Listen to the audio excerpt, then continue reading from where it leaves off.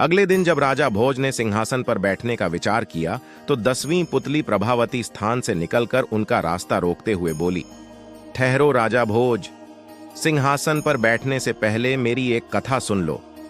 इतना कहकर पुतली ने राजा भोज को कथा सुनानी आरंभ की। एक बार राजा विक्रमादित्य शिकार खेलते खेलते अपने सैनिकों की टोली से काफी आगे निकलकर जंगल में भटक गए। उन्होंने इधर उधर काफी खोजा, पर उनके सैनिक उन्हें कहीं नजर नहीं आए। उसी समय उन्होंने देखा कि एक सुदर्शन युवक एक पेड़ पर चढ़ा और एक शाखा से उसने एक रस्सी बांधी। रस्सी में फंदा बनाया और उस फंदे में अपना सर डालकर झूल गया। विक्रमादित्य समझ गए कि युवक आत्महत्या कर रहा है। उन्होंने युवक को नीचे से सहारा देकर फंदा उसके गले से निकाला तथा उसे डांटा कि आत्महत्या न सिर्फ पाप और कायरता है बल्कि अपराध भी है। इस अपराध के लिए राजा होने के नाते वे उसे दंडित भी कर सकते हैं। युवक उनकी रोबीली आवाज तथा वेशभूषा से ही समझ गया कि वे राजा हैं, इसलिए भयभीत हो गया। राजा ने उसकी गर्दन सहलाते हुए कहा कि वह एक स्वस्थ और बलशाली युवक है, फिर जीवन से निराश क्यों हो गया? अपनी मेहनत के बल पर वह आजीविका की तलाश कर सकता है। उस युवक ने उन्हें बताया कि उसकी निराशा का कारण जीविकोपार्जन नहीं है और वह विपन्नता से निराश होकर आत्महत्या का प्रयास नहीं कर रहा था। राजा ने जानना चाहा कि और कौन सी ऐसी व्यवस्था है जो उसे आत्महत्या के लिए प्रेरित कर रही है। उसने जो बताया वह इस प्रकार था।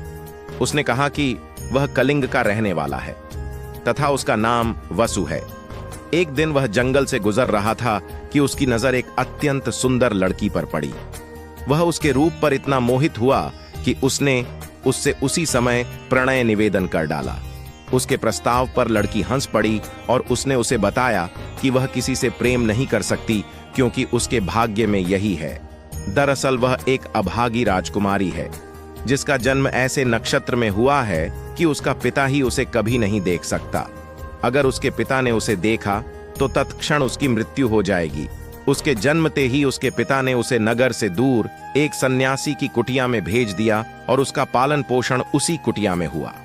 उसका विवाह भी उसी युवक से संभव है जो असंभव को संभव करके दिखा दे। उस युवा को खोलते तेल के कड़ाह में कूदकर जिंदा निकलकर दिखाना होगा।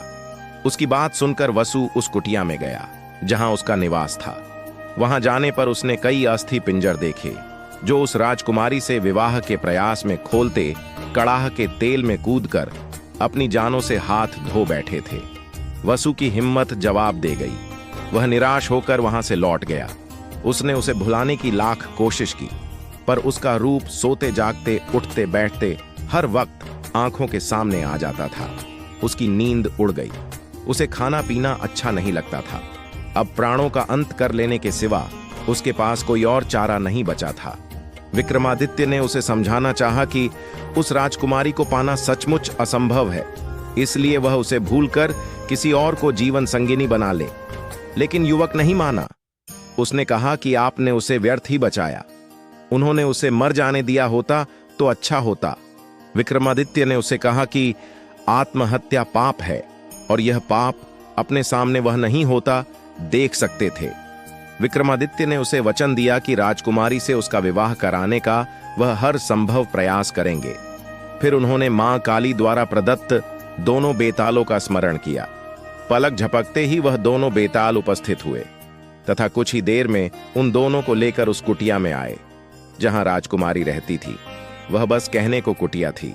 राजकुमारी की सारी सुविधाओं का ख्याल रखा गया था। नौकर चाकर थे। राजकुमारी का मन लगाने के लिए सखी सहेलियां थीं।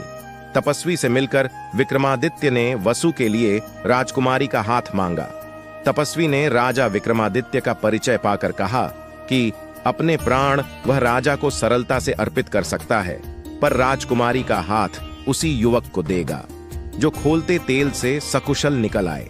राजा ने तपस्वी से पूछा कि वह अन्य के लिए राजकुमारी का हाथ मांग सकता है या नहीं। इस पर तपस्वी ने कहा कि बस यही शर्त पूरी करनी चाहिए। वह अपने लिए हाथ मांग रहा है या किसी अन्य के लिए, यह बात मायने नहीं रखती है। उसने राजा को विश्वास दिलाने की कोशिश की कि इस राजकुमारी को कुंवारी ही रहना पड़ेगा। जब विक्रमादित्य ने उसे बताया कि वे खुद ही इस युवक के हेतु कड़ाह में कूदने को तैयार हैं, तो तपस्वी का मुंह विस्मय से खुला रह गया। वे बात ही कर रहे थे कि राजकुमारी अपनी सहेलियों के साथ वहां आई। वह सचमुच अप्सराओं से भी ज्यादा सुंदर थी। अगर युवकों ने खोलते कड़ाह में कूदकर प्राण गंवाए तो कोई गलत काम नहीं किया। विक्रमादित्य ने तपस्वी से कहकर कड़ाह भर तेल की व्यवस्था करवाई। जब तेल एकदम खोलने लगा तो मां काली को स्मरण कर विक्रमादित्य तेल में कूद गए। खोलते तेल में कूदते ही उनके प्राण निकल गए और शरीर भुनकर स्याह हो गया। मां काली को उन पर दया आ गई और उन्होंने बेतालों को विक्रमादित्य को जीवित करने की आज्ञा दी। बेतालों ने अमृत की बूंदें उनके मुंह में डालकर उन्हें जिंदा कर दिया। जीवित होते ही उन्होंने वसु के लिए राजकुमारी का हाथ मांगा। राजकुमारी के पिता को खबर भेज दी गई और दोनों का विवाह धूमधाम से संपन्न हुआ। 10वीं पुतली प्रभावती बोली, दूसरी कहानी में एक बार राजा विक्रमादित्य रात को साधारण नागरिक के वेश में नगर भ्रमण के लिए निकले। नगर भ्रमण करते करते अचानक उन्हें किसी स्त्री की चीख सुनाई दी। वे चीख की दिशा की ओर बढ़ने लगे। कुछ दूर जाकर उन्होंने देखा कि एक सुंदर युवती जान बचाकर भाग रही है और एक राक्षस उसका पीछा करता हुआ उसे पकड़ने का प्रयास कर रहा है। राजा विक्रमादित्य ने भी तेजी से उनके पीछे अपना घोड़ा दौड़ा दिया। जब वे उनके करीब पहुंच गए तो वे अपने घोड़े से नीचे उतरे। उनके नीचे आते ही वह युवती भागती हुई उनके चरणों में गिरकर बोली, मुझे राक्षस से बचा लीजिए। विक्रमादित्य उस स्त्री का हाथ थामते हुए बोले, उठो बहन, घबराओ मत। इस समय तुम राजा विक्रमादित्य की शरण में हो। अब तुम्हें डरने की कोई जरूरत नहीं है। तभी राक्षस अट्टहास करता हुआ बोला, तू क्या बचाएगा इसे? अगर तुझे अपनी जान प्यारी है तो भाग जा यहां से, नहीं तो मैं तुझे चींटी की तरह मसल दूंगा। यह कहकर राक्षस अपनी क्रूरता के साथ विक्रमादित्य की ओर बढ़ने लगा। राक्षस को अपनी ओर बढ़ता देख विक्रमादित्य ने बिजली की तेजी से अपनी म्यान से तलवार निकाली और राक्षस पर वार कर दिया। लेकिन राक्षस ने बड़ी फुर्ती से विक्रमादित्य का वह वार बचा लिया और उसे भिड़ गया। देखते ही देखते दोनों के बीच युद्ध होने लगा।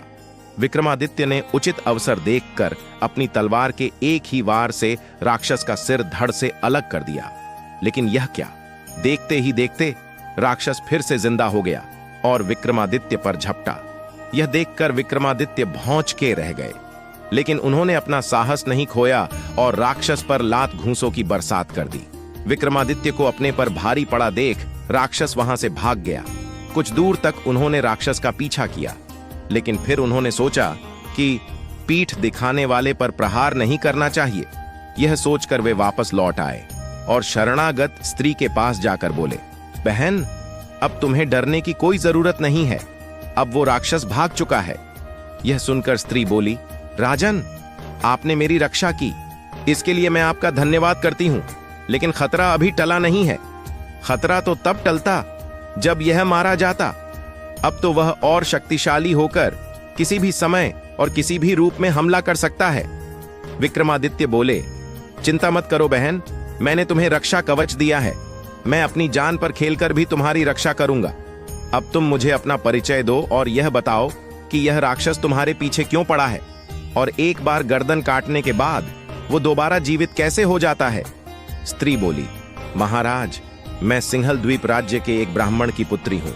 एक दिन मैं अपने सखियों के साथ स्नान करने गई। जब मैं नहा रही थी तो उस राक्षस ने मुझे देख लिया और मुझ पर मोहित हो गया और मुझे पकड़कर इस निर्जन वन में ले आया। वह मुझसे जबरदस्ती शादी करना चाहता है। यह कहकर वह रोने लगी। फिर उसने आंसू पोंछते हुए कहा, और हां, यह राक्षस मरने के बाद जिंदा इसलिए हो जाता है कि इसके पेट में एक मोहिनी है। वह मोहिनी उसे जिंदा कर देती है। जब तक वह मोहिनी उसके पेट से बाहर नहीं निकलेगी वह नहीं मर सकता। यह बात खुद राक्षस ने मुझे बताई है। अभी वह बातें कर ही रहे थे कि तभी झाड़ियों के पीछे से एक शेर दहाड़ता हुआ विक्रमादित्य पर झपटा। अचानक हुए इस हमले से विक्रमादित्य चौंक गए, लेकिन उन्होंने हिम्मत नहीं हारी और शेर के पैर पकड़कर उसे दूर उछाल फेंका। काफी दूर जाकर गिरने के बाद वह शेर अपने असली राक्षस रूप में आ गया और गर्जना करता हुआ दोबारा विक्रमादित्य से भिड़ गया। दोनों में घमासान युद्ध होने लगा। विक्रमादित्य के प्रहार से राक्षस बुरी तरह लड़खड़ाने लगा। इस मौके का फायदा उठाकर विक्रमादित्य ने उसके पेट में तलवार घोंप दी और उसका पूरा पेट चीर डाला। राक्षस चिंघाड़ता हुआ जमीन पर गिर पड़ा। राक्षस का पेट फटते ही मोहिनी उसके पेट से बाहर आ गई। उसके बाहर निकलते ही राक्षस ने दम तोड़ दिया। विक्रमादित्य ने मोहिनी से पूछा, तुम कौन हो सुंदरी, और किस कारण इस राक्षस के पेट में निवास कर रही थी? मोहिनी बोली, राजन, मैं शिव की एक गणिका थी। एक बार उनकी आज्ञा का पालन करने में मुझसे गलती हो गई। इससे क्रोधित होकर उन्होंने मुझे श्राप देकर मोहिनी बना दिया। इस दैत्य ने शिव की तपस्या की थी, इसलिए शिव ने मुझे इसे दे दिया और कहा कि इसकी सेवा करो। इस पापी ने मुझे पेट में कैद कर लिया, तब से मैं इसके पेट में हूं। यह सब जानने के बाद राजा विक्रमादित्य मोहिनी तथा ब्राह्मण कन्या को साथ लेकर अपने महल लौट आए। उन्होंने महल में पहुंचते ही अपने महामंत्री को आदेश दिया कि नगर से किसी योग्य ब्राह्मण कुमार को ढूंढ लाओ। आज्ञा मिलते ही महामंत्री नगर से एक ब्राह्मण कुमार को ढूंढ लाया। विक्रमादित्य ने ब्राह्मण कुमार से कहा, हे ब्राह्मण देव, मेरे पास एक कन्या है। मैं चाहता हूं कि मैं उसका विवाह तुम्हारे साथ कर दूं। क्या तुम्हें मंजूर है? ब्राह्मण कुमार बोला, महाराज, जैसी आपकी आज्ञा, मुझे कोई ऐतराज नहीं है। यह सुनकर विक्रमादित्य को बड़ी प्रसन्नता हुई। उन्होंने ब्राह्मण कुमार से उस कन्या का विवाह कर दिया और कन्या के पिता को खबर भिजवाकर कन्या दान कर बहुत सारा धन देकर उन्हें विदा किया और खुद मोहिनी से विवाह कर लिया। यह कथा सुनाकर पुतली बोली, सुना तुमने राजा भोज, ऐसे थे हमारे महाराजा विक्रमादित्य। क्या तुमने कभी किसी विपदा की मारी अबला नारी की सहायता की? यह कहकर पुतली अदृश्य हो गई। पुतली का प्रश्न सुनकर निराशा से भरकर राजा भोज वापस लौट गए।